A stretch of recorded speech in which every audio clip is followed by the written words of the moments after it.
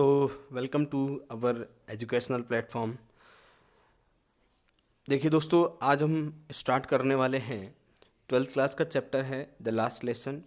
ये जो last lesson है, नेम ही इसका लास्ट लेसन है।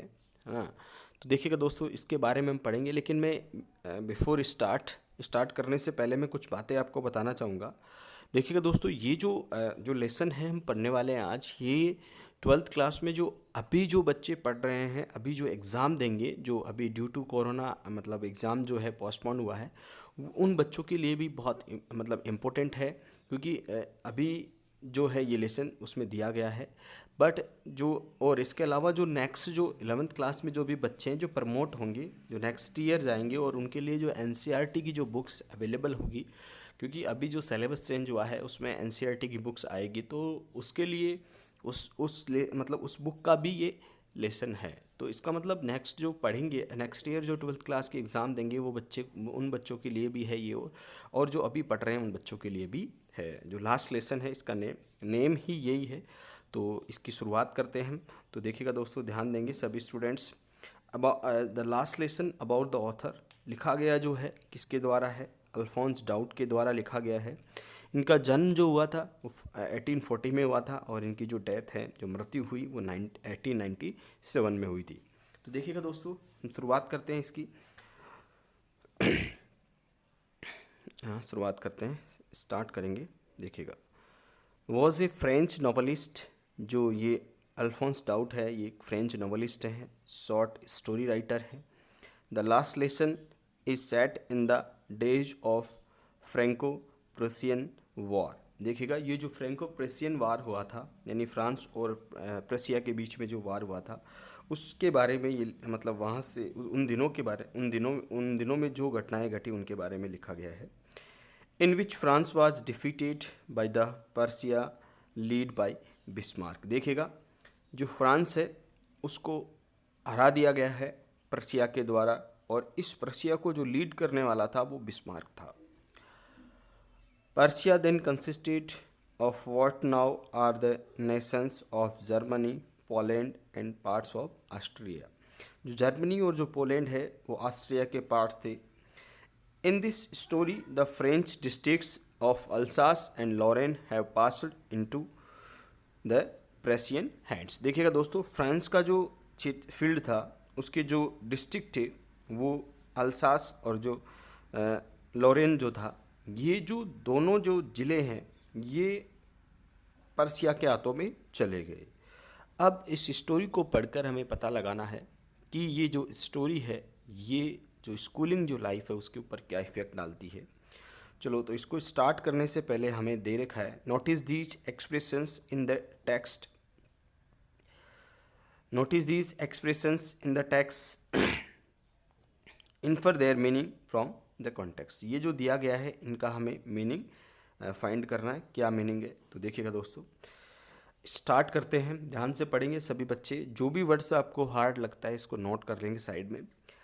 आई started for school very late. जो यहाँ पर जो स्टोरी जो मतलब जिसके ऊपर लिखी गई है वो एक बच्चा है ना, और जो यहाँ के एक टीचर हैं जो फ्रेंच लैंग्वेज पढ़ाते हैं, जिनका नेम है मिस्टर हैमल, उसकी हम बात करेंगे। अब जो बच्चा है वो बोलता है, आई started for school very let that morning. और उस सुबह मैं स्कूल जाने के लिए मैंने बहुत लेट स्टार्ट किया। Was in great read of scolding. Read of scolding का मतलब होता है डांटने के भय से, मतलब डर के मारे। स्पेशली बिकॉज, विशेष रूप से क्योंकि मिस्टर हैमल, कौन थे मिस्टर हैमल? टीचर। हैड सेड, उन्होंने कहा था, that he would ask question us on participles, कि वो एक क्वेश्चन पूछेंगे पार्टिसिपल्स के ऊपर। और पार्टिसिपल्स जो है वो एक इंग्लिश जो सब्जेक्ट है, ग्रामर का एक टॉपिक है। And I did not know the first word about them. Them यहाँ पर जो आए वो पार्टिसिपल्स के लिए आया। आई डिड नॉट नो, मैं नहीं जानता था, फर्स्ट वर्ड यानी एक शब्द भी मैं नहीं जानता था, अबाउट दैम यानी उनके बारे में। तो देखिएगा दोस्तों, यहाँ पर ये जो आई डिड नॉट नो है, डिड यानी ये पास्ट इंडेफिनेट है, और नो जो है वो आपकी फर्स्ट फॉर्म है। तो ध्यान रखना, ये पास्ट इंडेफिनेट का सेंटेंस है। फॉर ए मोमेंट, कुछ क्षण के लिए, आई थॉट, मैंने सोचा, of running away. Running away का मतलब भाग जाना, यहाँ से दूर चले जाना। And spending the day out of the doors, यानी और स्पेंडिंग का मतलब होता है बिताना, day out of the doors यानी घरों से बाहर, यानी घर से दूर जाकर दिन को बिताना। इट वॉज सो वार्म, बहुत ज़्यादा जोशीला था। सो ब्राइट, बिल्कुल खुला मतलब अच्छा मौसम था, सुहावना। जो बर्ड्स थे वो चिरपिंग कर रहे थे, चिरपिंग का मतलब चहचहाट कर रहे थे। एज द एज, एज का मतलब होता है किनारा, edge the edge of the woods, woods का मतलब जंगल बोल सकते हैं। जो जंगल थे उन पर वो चहचहा मतलब जंगल यानी पेड़ पौधों के ऊपर। And in the open field back of the sawmill, sawmill का मतलब यहाँ पे आरा मशीन, जहाँ लकड़ियाँ जो काटते हैं उसकी बात हो रही है। जो सो मिल है ना, ये इसका मीनिंग है आरा मशीन, ठीक है। तो ध्यान रखना क्या बोलेंगे यहाँ पर, एक वर्ड जो हमारे लिए आए इम्पोर्टेंट, सो मिल, इसको हम क्या बोलेंगे, आरा मशीन। चलो आया होगा समझ में, नहीं समझ में आया होगा तो देखिए दोबारा बताने की आवश्यकता नहीं है, क्योंकि आप इसको दोबारा से पढ़ सकते हो। तो देखिएगा आगे नेक्स्ट हम चलते हैं। रनिंग अभी ये पढ़ लिया। Day out of the woods, it was so warm, है ना, the birds were chirping at the edge of the woods. In the open field back of the sawmill the Persian soldiers were drilling. Drilling का मतलब यहाँ पर होता है अभ्यास करना, है ना। सोल्जर्स का मतलब जो सैनिक थे, वो पर्शिया के जो सैनिक थे वो क्या कर रहे थे, अभ्यास कर रहे थे उस आरा मशीन के पीछे। It was all much more tempting than the rule for participles. देखिएगा टेम्पटिंग का मतलब यहाँ पर दे रखा है मनमोहक। टेम्पटिंग का मीनिंग क्या होगा, मनमोहक, TEMPTING, इसका मीनिंग होगा मनमोहक। मनमोहक का मतलब समझते हो, यानी मन को मोहने वाला। इसके बाद कि जो पार्टिसिपल्स से जो एग्ज़ाम में सॉरी वहाँ स्कूल में जो मिस्टर हेमल जो टीचर हैं उनके द्वारा पूछा जाएगा, उससे तो कहीं ज़्यादा अच्छा या लुभावना भी बोल सकते हैं। जो ये जो सीन है, जो पर्शिया के जो सैनिक है, सोल्जर्स हैं, वो ड्रिलिंग कर रहे हैं, वहाँ पर अभ्यास कर रहे हैं, वो था। But I had the strength to the resist, लेकिन मुझे रेसिस्ट का मतलब होता है विरोध करना, यानी जो भी हम काम कर रहे हैं और वो काम हमारे लिए लग रहा है कि वो कहीं दूसरे काम से बेटर नहीं है, सो हम उसकी तरफ हम ध्यान नहीं देंगे और आगे चले जाएंगे। तो इसका मतलब हो गया रेसिस्ट का मतलब, रेजिस्ट भी बोलते हैं इसको, रेजिस्ट विरोध करना। तो देखिएगा but I had the strength, मेरे पास इतनी ताकत थी कि मैं उसका विरोध कर सकता था। And hurried off to school, hurried off का मतलब जल्दी से चले जाना, हरीड ऑफ का मीनिंग होगा जल्दी से चले जाना। When I pass the town hall, जब मैं टाउन हॉल मतलब एक जो कस्बे का जो हॉल था वहाँ मैं पहुँचा। देर वॉज ए क्राउड, वहाँ पर बहुत ज़्यादा भीड़ था। In front of the bulletin board, bulletin board का मतलब होता है जो समाचार, जहाँ पर समाचार लिखे जाते थे उस बोर्ड के ऊपर बहुत ज़्यादा भीड़ थी, मतलब बहुत क्राउड था। फॉर द लास्ट 2 ईयर्स, अंतिम 2 सालों से all over bad news had come from there, और ये भी वहाँ ये सुना था कि उसने कि जो जो 2 साल हैं, अंतिम 2 साल है, लगातार मतलब जो भी बैड न्यूज़ है वो वहीं से आती थी, यानी उस बोर्ड के ऊपर ही लिखी जाती थी। द लॉस्ट बैटल्स, जो भी बैटल्स हमने हारे हैं, मतलब जो युद्ध जो है वो हारे हैं। The draft orders of commanding officers, जो कमांडिंग ऑफिसर्स थे, है ना, उनके जो ऑर्डर्स थे वो भी वहीं पर मतलब लिखे गए थे। एंड आई थॉट, मैंने सोचा, टू माई सेल्फ, मेरे अपने आप में, विदाउट स्टॉपिंग, बिना रुके हुए, what can be matter now, क्या मामला हो। तो देखिएगा आगे देन उसके बाद हम देखते हैं क्या होता है। एक minute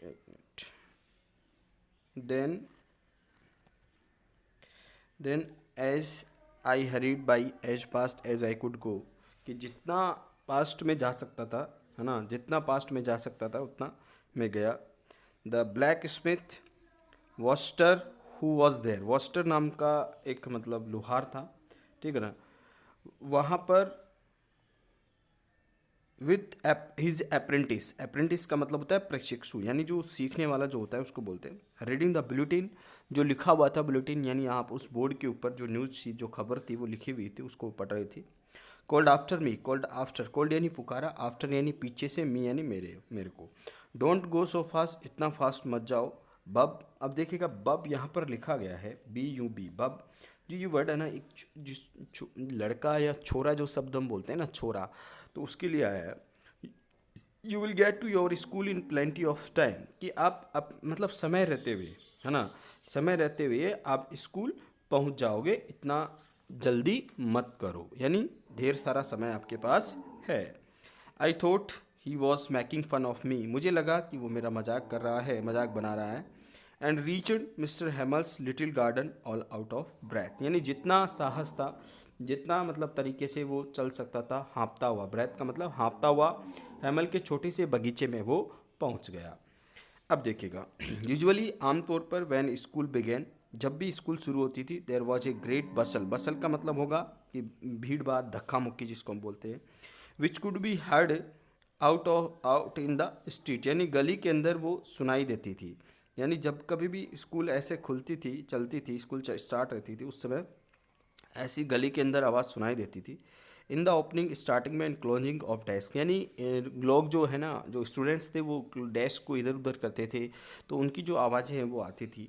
lessons repeated in unison, unison का मतलब होता है एक स्वर में, जो लेसन्स होते थे वो रिपीट किए जाते थे एक स्वर में, वेरी लाउडली, बहुत loudly, with our hands our ears to understand better, है ना, और जो हम उसको अच्छे से सुन सकते थे, अच्छे से। And the teachers great ruler rapping the table, ruler का मतलब समझ के होंगे आप, जो डंडा है उसकी बात हो रही है कि वो उस टेबल के ऊपर ठक ठक डंडों से करते थे, उस मतलब उस रैपिंग करते थे रूलर से। बट नाउ, लेकिन अब, इट वॉज सो स्टिल, ऐसा मतलब जो है ना, it but now it was so still, अभी तक ऐसा नहीं हुआ। I had counted on the commotion, I had counted, एक minute, I had counted I had counted the commotion to get to my desk without being seen, यानी बिना किसी मतलब बिना किसी को देखे हुए मैंने काउंटेड किया।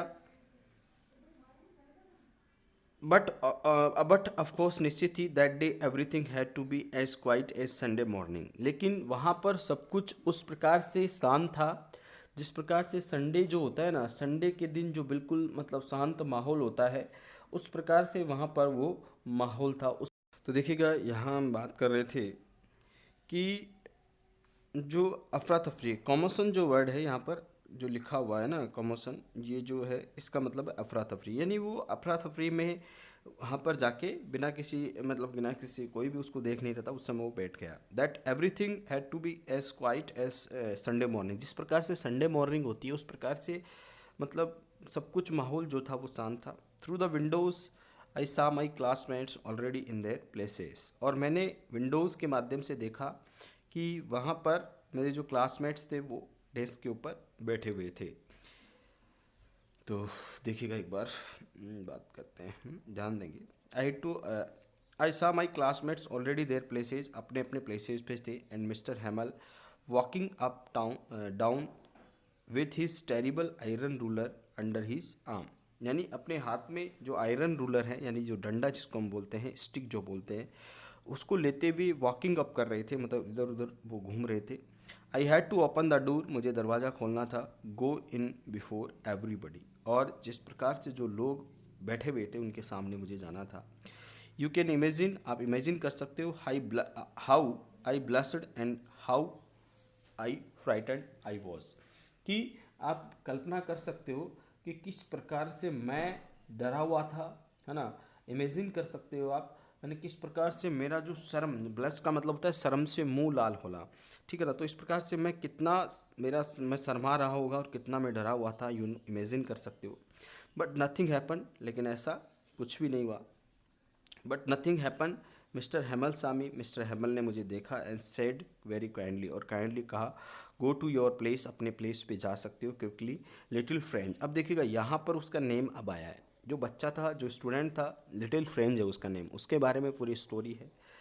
We were beginning without you, हम तो आपके बिना ही शुरू करने वाले थे, ठीक है ना। इस प्रकार से वो कहता है। आई जंप्ड ओवर द बेंच, मैंने बेंच के ऊपर जंप किया। And set down at my desk, और मेरी डेस्क के ऊपर बैठ गया। नॉट टिल देन, अब ऐसा नहीं था। When I had to go at little our my fright, I had to got a little very our my fright, यानी जो भय था, ठीक है ना। एक मिनट,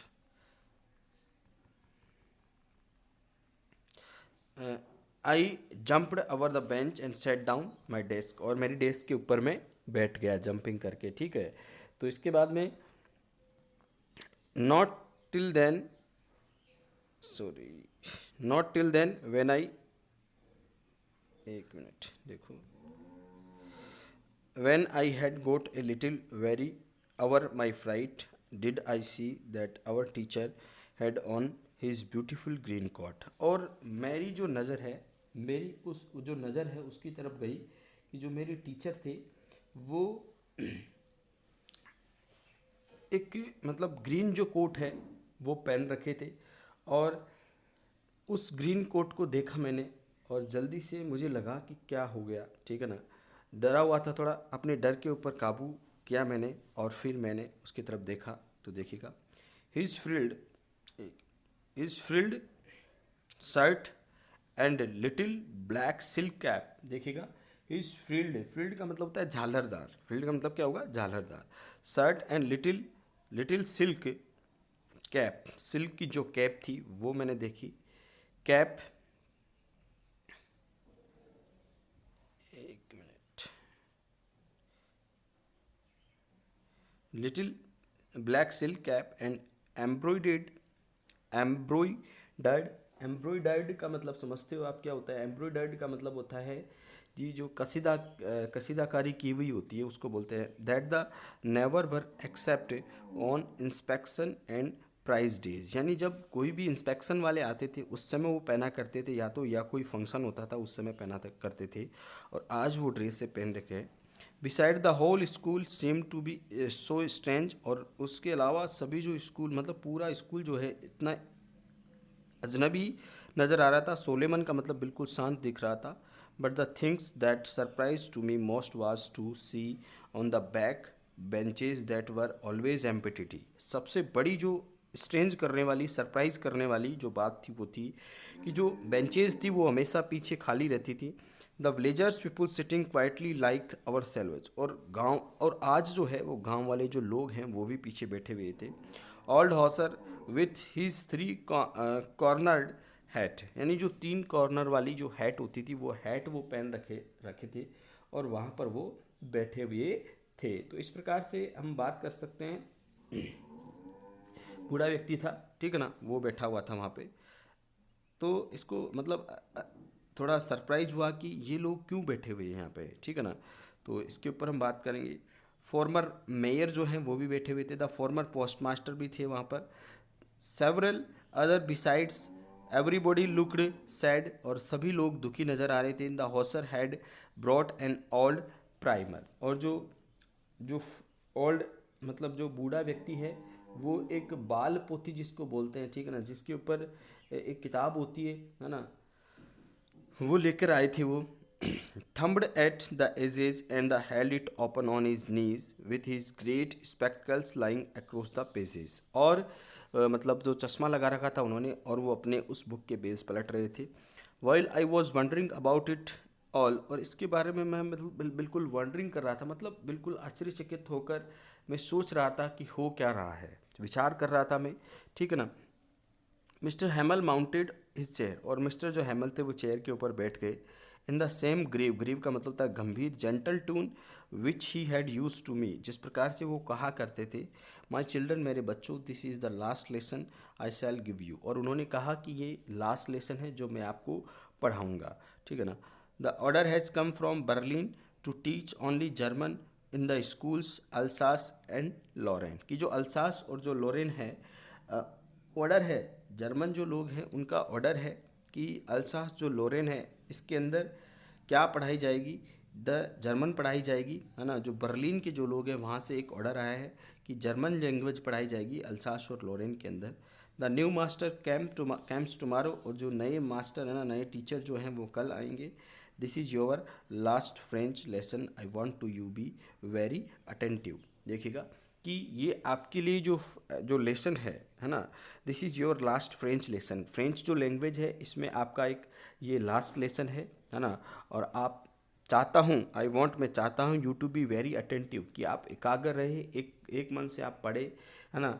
इस प्रकार से वो मिस्टर हैमल कहते हैं। देखिएगा दोस्तों, यदि आपको समझ में नहीं आया तो इसको आप दोबारा भी पढ़ सकते, दोबारा भी इसको देख सकते हैं। तो देखिएगा इसके बाद, what a thunderclap these words were to me, और इस प्रकार से ये जो शब्द हैं जो उन्होंने बोले कि ये मेरा लास्ट लेसन है, तो ये जो है ना, मुझे what a thunder clap these words were to me, ये मेरे लिए एक बिजली की जो कड़क होती है ना, बिजली जब कड़कती है उस प्रकार से मुझे लगे। तो मुझे मतलब ये वर्ड्स मेरे लिए बिजली कड़कती है उस प्रकार से लगे। ओ रेचेस, है ना, that was what they had put to up at the town hall. और इस प्रकार से वो मतलब जब ये शब्द उनको मतलब उन्होंने सुने, तो सुनकर और सोचा उसने कि ये जो शब्द हैं, है ना, मतलब बिजली की कड़कड़ाहट के जैसे लगा। और ये जो हाई रेचेस का मतलब होता है दुष्ट लोग, that was they had put up the town hall. और लग रहा था उसको कि सभागार पर उन्होंने यही लगा दिया था, मतलब ये अंदाज़ा लगाया था जब बुलेटिन बोर्ड वहाँ पर जो टाउन हॉल था वहाँ पर वो लोग पढ़ रहे थे, तो इससे पता लगा कि ये यही ही बुरी खबर थी। My last French lesson, why hardly knew how to write. अब मैं तो मुश्किल से मतलब लिखना भी नहीं जानता हूँ। आई should never learn any more, अब मैं ज़्यादा नहीं पढ़ पाऊँगा। आई मस्ट स्टॉप देयर, मुझे यहीं छोड़ना पड़ेगा। देन ओ हाउ सॉरी, कितना दुख होगा। I was for not learning my lessons, अब मैं मेरे जो लेसन्स है वो नहीं पढ़ने वाला हूँ। फॉर सीकिंग बर्ड्स, पक्षियों की तलाश में, एक्स की तलाश में, और गोइंग स्लाइडिंग ऑन द सार, जो स्लाइडिंग करने मतलब स्लाइडिंग करने के लिए चला जाता था। My books that had seemed such a new sense a while ago, और मेरी जो किताबें हैं मतलब उन किताबों का कोई मतलब नहीं है। मैं मतलब बता रहा है कि मैं यहाँ चला जाता था मतलब अंडों की तलाश, पक्षियों के अंडों को ढूंढने के लिए, है ना, फिसलने पर कितना दुखी हो रहा था। ठीक है, तो ये सारी बातें लेकर मेरी पुस्तकें जो थोड़ी देर पहले ले जाने में भारी और बड़ी समस्या लग रही थी मेरी, है ना, ये यहाँ पर है। So heavy to carry my grammar and my history of science were old friends now that couldn't give up. और जो मेरे संतों का जो इतिहास है, पुराने मित्र जैसे लग रही थी, जिन्हें मैं त्याग नहीं सकता था। मैंने ये किताबें मुझे मैं त्याग नहीं सकता था, लेकिन फिर भी। और mister Hamel too idea that he was going away, और मिस्टर हैमल ने बताया कि वो जाने वाले हैं। That I should never see him again, और मैं अब दोबारा उनको नहीं देख पाऊँगा। Made me forget all about his ruler and how cranky he was. और अब मुझे क्या करना पड़ेगा कि जो उनका जो रूलर है ना, जो झंडा है, उसके बारे में भी मुझे मतलब उसको भी भूलना पड़ेगा। हैमल के बारे में भी मतलब हैमल के विचार हैं जो उनके बारे में मुझे भूलना पड़ेगा, डंडे के बारे में भी, और इस बारे में सब कुछ मुझे भुला दिया इस बात को लेकर। पुअर मैन, देखिएगा, poor man it was in honour this last lesson, this last lesson that my my last French lesson why I hardly now, ये तो हमने पढ़ लिया कि आई शुड नॉट लेवर माई स्टॉप देयर, ये हमने पढ़ लिया। ठीक है ना, slidings away go. Poor man it was in honour of this last lesson that he had put on his fine Sunday clothes. देखेगा कि बेचारा आदमी इसी अंतिम पाठ के सम्मान में नए सुंदर कपड़े पहने थे। अब मैं समझ गया कि गांव के बुजुर्ग लोग कमरे में पीछे क्यों बैठे थे। देखो, अंडरस्टूड, एक minute. Why the old man of the village were sitting there in the back of the room. जब वो आया था तो इसमें बताया गया था कि उसको सरप्राइज करने वाली बात ये थी कि पीछे वो लोग बैठे हुए थे। तो it was become because they were sorry. अब इस प्रकार से बहुत मतलब वो दुखी भी थे और ज़्यादा स्कूल नहीं गए थे। That they had not gone to school more, ज़्यादा स्कूल वो नहीं गए थे। It was their way of thanking our master for his 40 years faithful service and showing their respect to our country that was theirs no more. देखिएगा कि वो वहाँ पर जो लोग आए थे ना, गांव वाले जो लोग आए थे, वो क्यों आए थे? हमारे अध्यापक के 40 वर्ष की निष्ठापूर्ण सेवा के लिए धन्यवाद देने, और देश उनका नहीं था, उस देशों को सम्मान प्रदर्शित करने का ये उनका अपना तरीका था। यानी वो लोग इसीलिए वहाँ पर आए थे। While I was thinking of all this, इनके बारे में सोच रहा था, I had my name called, it was my turn to recite. यानी अब मैंने सुना कि मेरा नाम मुझे बोला गया कि मुझे रिसाइट करना था, मुझे कुछ पढ़ना था। What would I not have given to be able to say that dreadful rule for the participles all through. यानी अब मेरे पास कुछ भी नहीं था, क्योंकि उन्होंने जो पार्टिसिपल्स था वो उनके लिए डरावना था। Very loud and clear and without one mistake, but I got mixed up on the first words, stood stood there stood there holding on the my desk and my heart beating not daring to look up, यानी मेरा नाम जब बोला गया तो participle जो है वो मेरे लिए बहुत ही भयानक जो नियम है उसके रूल्स हैं, है ना, वो मुझे मतलब आते नहीं थे, उसको उसके लिए कठिन लगते थे ना, तो वो पहले शब्द में ही उलझ गया और मेज को पकड़कर खड़ा रहा। मेरा दिल मेरा दिल जो है वो धड़क रहा था, ठीक है ना। इसमें बताया गया without and one mistake but I got mixed up the first words, stood there holding on my desk, my heart beating, not daring to look up, यानी ऊपर, daring का मतलब साहस होना, ऊपर देखने का मेरा साहस नहीं था। I heard Mr. Hamel say to me, और मिस्टर हैमल ने मुझे कहा, I won't scold you little, मैंने ये भी सुना कि मिस्टर हैमल ने ये बात की कि मैं आपको फटकारूंगा नहीं, मतलब डांटूंगा नहीं, इस प्रकार से उन्होंने कहा। Your parents were not, कहाँ गया, एक minute,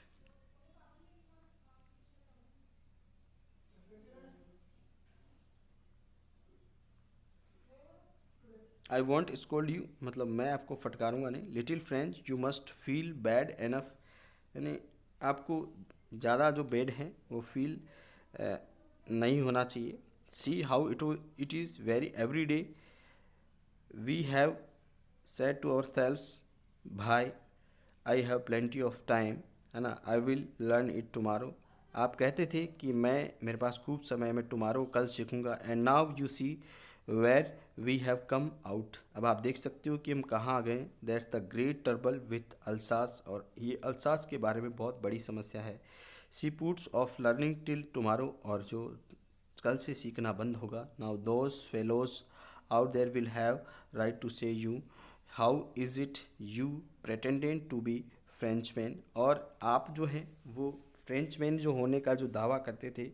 and yet you can neither speak nor right your आउन लैंग्वेज, ना तो आप बोल सकते हो ना आप लिख सकते हो। But you are the worst poor little French, लेकिन आपकी बहुत ही बुरी हालत है। We have all great deal to reproach our self with, और अब हमें क्या करना होगा, बहुत ज़्यादा मतलब डील करनी पड़ेगी री अप्रोच के लिए, दोबारा से इसको हमें सीखने के लिए।